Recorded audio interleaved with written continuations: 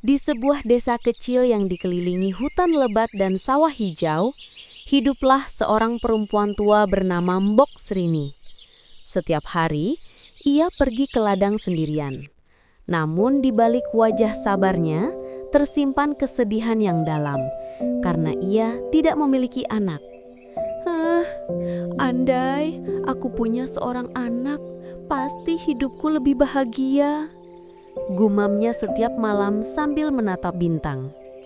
Pertemuan dengan raksasa. Suatu pagi, ketika Mbok Srini sedang menanam padi, tiba-tiba tanah bergetar hebat. Dari arah hutan muncul sosok besar menakutkan, raksasa buto ijo. "Wahai Mbok Srini!" Suaranya menggelegar seperti guntur. "Aku tahu keinginanmu. Kau ingin seorang anak, bukan?" Mbok Srini ketakutan, lututnya gemetar. Namun ia mengangguk pelan. Raksasa itu tersenyum licik. "Baiklah, aku akan memberimu benih mentimun. Tanamlah, rawatlah dengan baik. Dan nanti dari salah satu buahnya, kau akan mendapatkan seorang bayi." Mbok Srini terharu, namun buto ijo melanjutkan dengan suara dingin. "Tapi ingat, saat anak itu berumur 17 tahun, dia harus kau serahkan padaku." Sebelum Mbok Srini sempat menjawab, buto ijo menghilang di balik kabut hutan, meninggalkan sekantong biji mentimun berkilau kehijauan. Kelahiran timun mas. Dengan hati berdebar, Mbok Srini menanam biji-biji mentimun itu di kebunnya. Hari demi hari berlalu, tunas muncul, merambat, dan berbunga. Suatu pagi, di antara daun-daun hijau itu, tumbuh satu buah mentimun berwarna emas. Buah itu bersinar lembut saat terkena sinar matahari. Ketika dibelah, alangkah terkejutnya Mbok Srini. Di dalamnya ada seorang bayi perempuan mungil. "Oh, betapa cantiknya, seperti emas," ujarnya terisak bahagia. Ia menamai bayi itu Timun Mas. Masa kecil Timun Mas.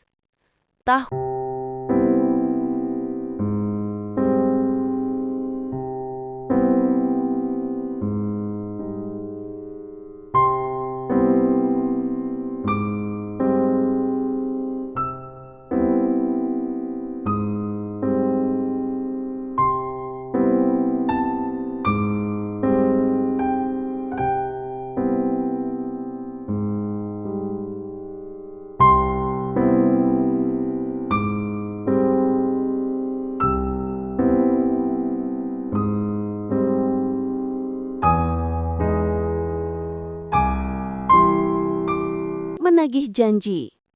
Suatu pagi yang muram, langit mendung, tanah bergetar hebat. Dari arah hutan, suara menggelegar terdengar lagi. "Mbok Srini, mana janjimu? Sudah 17 tahun berlalu." Raksasa itu datang membawa gada besar, matanya menyala hijau.